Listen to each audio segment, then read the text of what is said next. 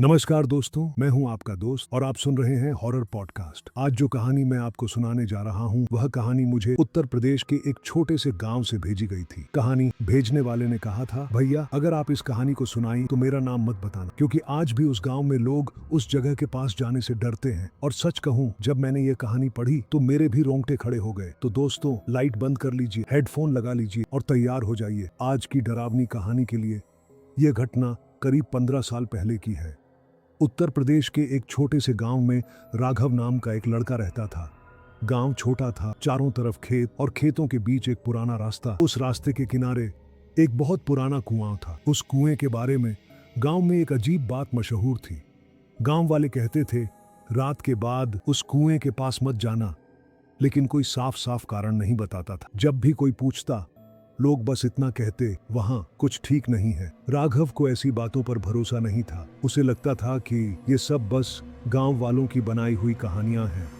लेकिन एक रात उसे पता चला कि गांव वाले झूठ नहीं बोल रहे थे। एक रात राघव खेत से देर से घर लौट रहा था।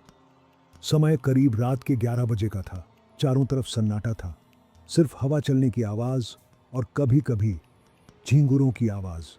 जब वह उस पुराने कुएं के पास पहुंचा, अचानक उसे किसी के रोने की आवाज सुनाई दी। एक बहुत धीमी, दर्द भरी आवाज, जैसे कोई औरत रो रही हो। राघव रुक गया। उसने चारों तरफ देखा, लेकिन वहां कोई नहीं था।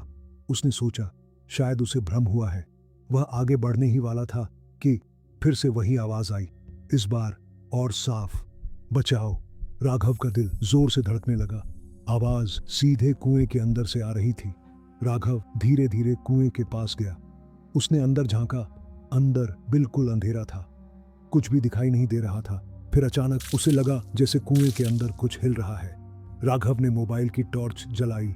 जैसे ही रोशनी कुएं के अंदर पड़ी, उसका खून जम गया। उसे ऐसा लगा जैसे कुएं की दीवार पर किसी के गीले हाथों के निशान बने हुए थे, और वह निशान धीरे धीरे ऊपर की तरफ बढ़ रहे थे, जैसे कोई अंदर से बाहर आने की कोशिश कर रहा हो।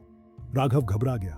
उसने तुरंत पीछे हटना चाहा, लेकिन तभी कुएं के अंदर से एक ठंडी हवा का झोंका बाहर आया और उसी के साथ एक डरावनी फुसफुसाहट सुनाई दी, मुझे बाहर निकालो। राघव डर गया। वह भागकर घर पहुंचा। उस रात वह सो नहीं पाया, लेकिन असली डर तो अभी शुरू हुआ था। अगले दिन उसके घर के दरवाजे पर गीले हाथों के निशान बने हुए थे, ठीक वैसे ही जैसे उसने कुएं के अंदर देखे थे। राघव समझ गया, कुछ उसके पीछे आ गया है।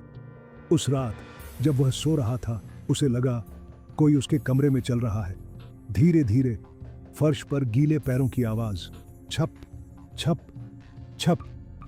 राघव ने आंखें खोली। कमरा बिल्कुल खाली था, लेकिन फर्श पर गीले पैरों के निशान बनते जा रहे थे, जैसे कोई अदृश्य चीज चल रही हो।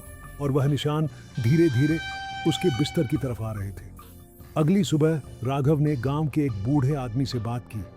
उस बूढ़े ने जो बताया, उसे सुनकर राघव के पैरों तले जमीन खिसक गई। कई साल पहले उस कुएं में एक औरत गिर गई थी। लोग कहते हैं वह घंटों तक मदद के लिए चिल्लाती रही, लेकिन किसी ने उसकी आवाज नहीं सुनी और वह वहीं मर गई। तब से रात में उस कुएं से मदद मांगने की आवाज आती है, और जो भी उस आवाज का जवाब देता है, वह चीज उसके साथ घर तक चली आती है। उस रात राघव ने तय किया कि वह गांव छोड़ देगा, लेकिन जाने से पहले एक आखिरी बार वह उस कुएं के पास गया। वह देखना चाहता था कि आखिर वहां है क्या। रात के 12 बजे थे। चारों तरफ गहरा अंधेरा। जैसे ही वह कुएं के पास पहुंचा, अचानक फिर वही रोने की आवाज, इस बार बहुत तेज, मुझे बाहर निकालो। राघव ने हिम्मत करके कुएं के अंदर टॉर्च डाली, और जो उसने देखा, उसे देखकर उसकी चीख निकल गई। कुएं के अंदर एक औरत खड़ी थी। उसका शरीर पानी से भीगा हुआ था।